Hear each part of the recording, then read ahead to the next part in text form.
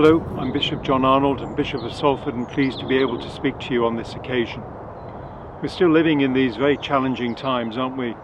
Things don't get that much easier because our routines are changed. Perhaps we're a bit more used to the idea of the long days when we can't go out and about as we would choose to do, or have a meal in a restaurant or a pint in a pub or whatever it is. But we need to use the time constructively as best we can. And I wonder about the role that scriptures may play in this time.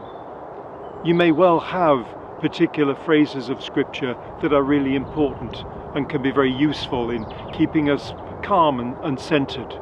Things like, "Be still and know that I am God."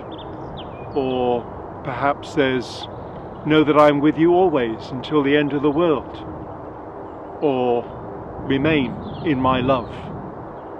They're very important, and we can stay with a few words of scripture and find that it really calms us, gives us a sense of clarity and direction. But one way in which we might use the scriptures in this time is to read a gospel, say, or a letter of St. Paul from beginning to end.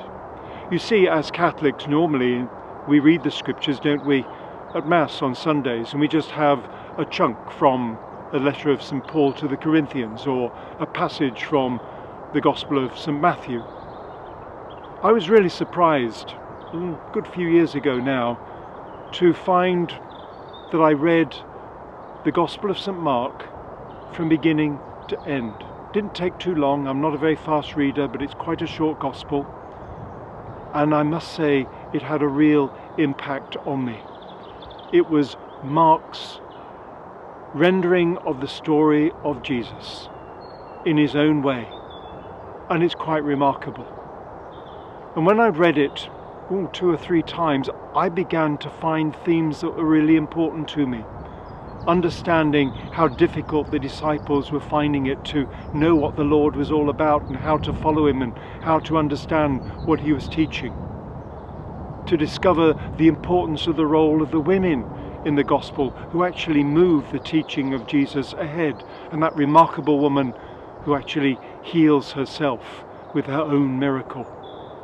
And there's that gentle teaching all the way through Mark's gospel, where Jesus is just understanding and patient with the crowds and the disciples who really don't understand him too well or too quickly. It's so encouraging because it says, I'm included in this. I may not know everything and understand everything. I might not be the best disciple in the world. But Jesus, having chosen me as he chose his disciples, is going to be utterly faithful to me.